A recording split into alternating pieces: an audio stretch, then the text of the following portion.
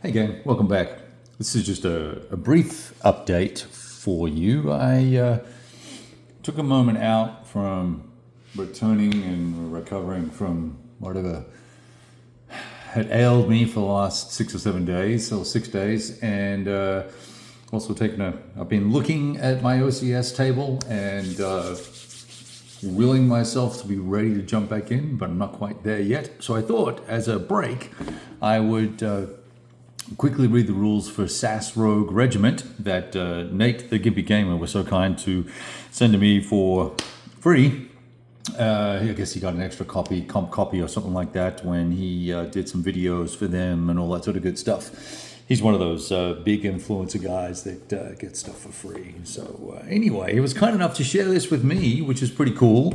And last night I set it up, played the first scenario, which is some sort of escape and evade thing where little old Anders here is captured by the Jerrys, and we've got to let Jock come in and save the day, if you know what I mean.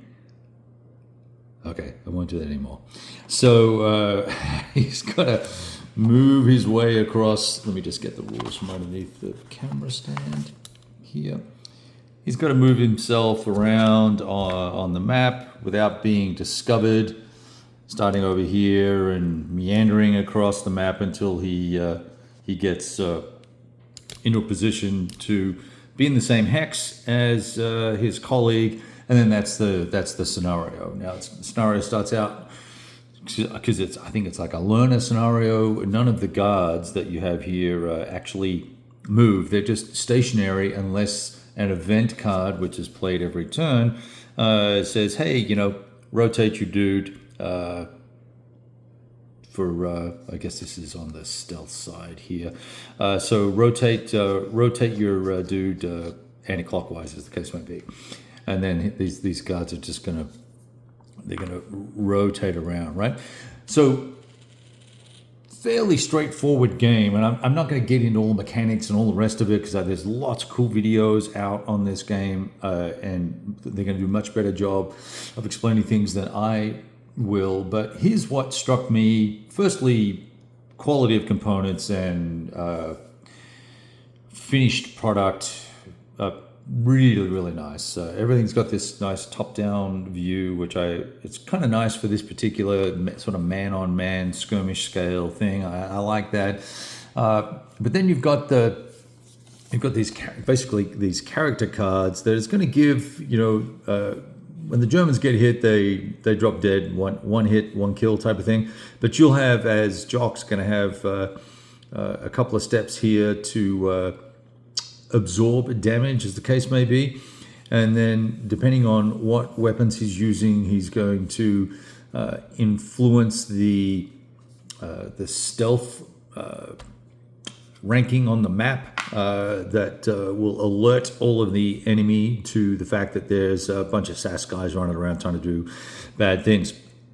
And then they've got special equipment and bits and pieces. There are vehicles in the game as well.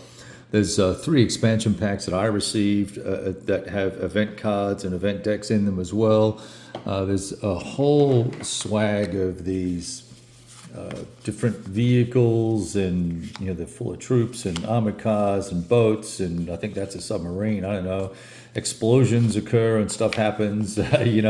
Artillery, as you can see, all sorts of good stuff, right? So it's a fantastic package of goods. Quite a few scenarios in the mission book. I forget how many there are. Let's have a look. Well, it doesn't. Let's go to the back here. 9 missions in the box. You can tweak them all, of course, I guess, and edit them as you see fit. That would be very, very easy to do. And then the expansions each have at least one scenario in them. It took me about 10 minutes to read the rules. Now, the rules are a little different for me. You start with this one paragraph overview, and then you jump immediately into the board and the squares and the different types of terrain as an overview. And there's 4 pages of overview here.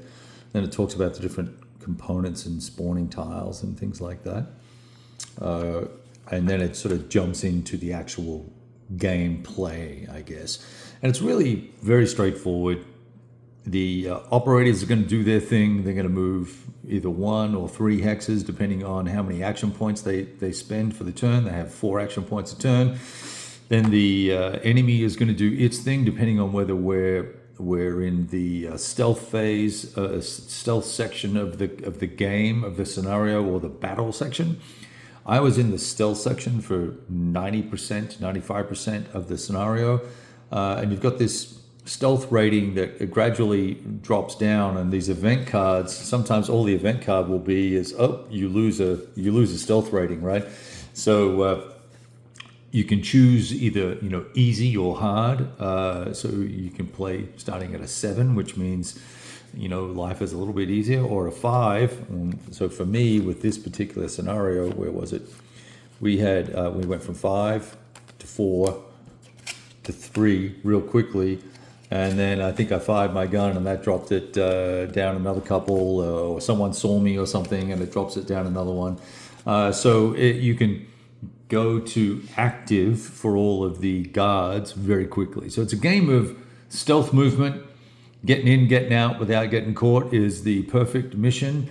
Popping into battle mode probably makes things pretty hairy pretty quickly. I only ended up having to shoot my weapon because of a random event. I was here behind the bad guy, and I was about to knife him and assassinate him, which wouldn't affect the stealth bell or whatever. And so, but the random event got him to move at 1 rotation, which then meant that I was adjacent to him and I could be seen. And so he was about to shoot me, so I shot first, killed him, 1 shot, 1 kill kind of thing. Rescued Anders, and that's the end of the scenario from there. But in the larger scenarios, you've got these tracks on the map that allow you to, well, it doesn't allow you, but these guys move along these patrol paths, right?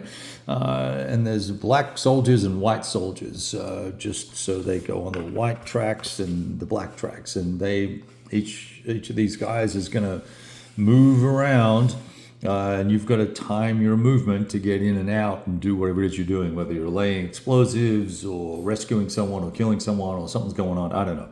So I had a lot of fun. It took me maybe 20 minutes to play, plus another 10 or 15 making notes and doing things, because I wrote a quick little story up it's very evocative, so very rich narrative out of all this is, I guess, the main takeaway for me. So I'll be playing this again just because it's fun. I will say, the box is really substantial and an awkward size for the bookshelf, which is just friggin' annoying, but it is what it is. And I enjoyed it, had a lot of fun with it. So it's Rougue Regiment. I have no idea how much it costs. I have no idea how much expansions are.